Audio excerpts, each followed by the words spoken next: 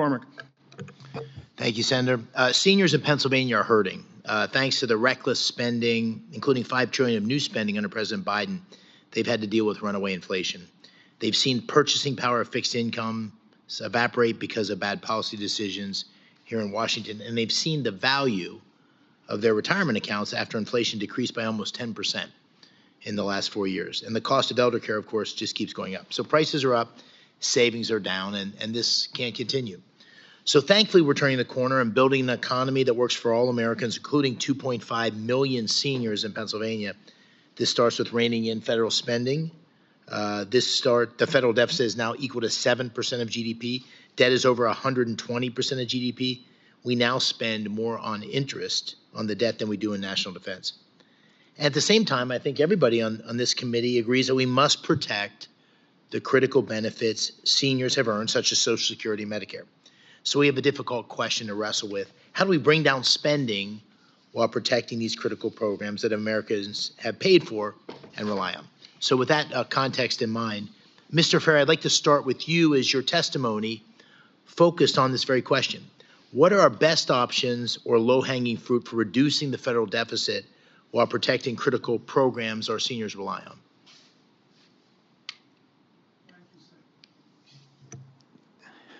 I think there are a number of federal programs that don't fall in the category of essential spending, as you say, Medicare, Social Security, and defense. And I think these programs are in areas like the Department of Education, where the federal contribution is debatable at best, and I think we can literally cut $1 trillion out of federal spending, an annual $1 trillion out of federal spending over the next 5 years. I'll give you another example. Senator Scott didn't mention it, but earlier in my career, I worked in the broadband technology industry, building optical networks that carry internet traffic. I was thrilled when the government passed the broadband program to bring internet to thousands of rural households. The 4 years of the Biden administration went by, and not one single household has been connected. Where I come from in the private sector, if you had that record over 4 years, we would just fire everybody. We'd give them compensation, but we would just say, you need to do better. I think we need to instill that spirit of performance and targets and metrics into the public sector.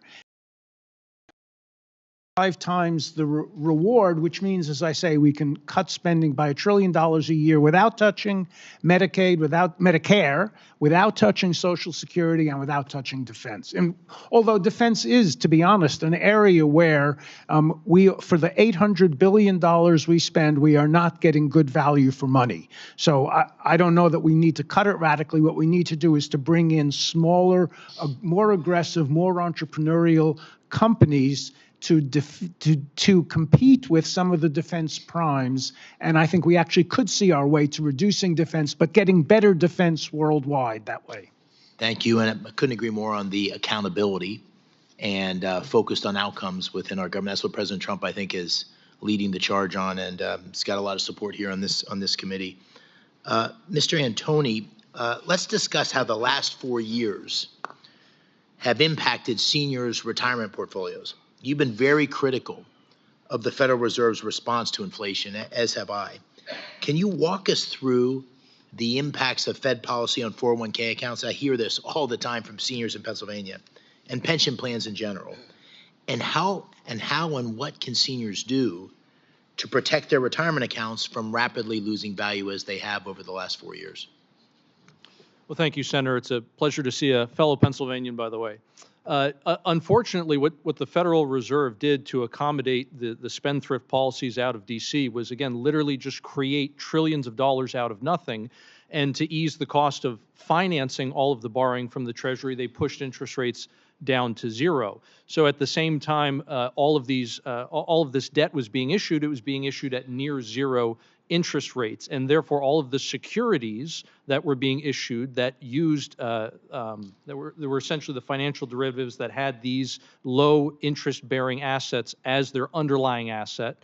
That meant that the securities also were going to have very low yields. As soon as interest rates began to rise, since interest rates and prices move inversely with bonds, the value of these securities has absolutely plummeted. We are literally coming off of the worst 3.5-year run for the bond market in over a century. Well, where do seniors disproportionately put their savings? Into fixed income assets.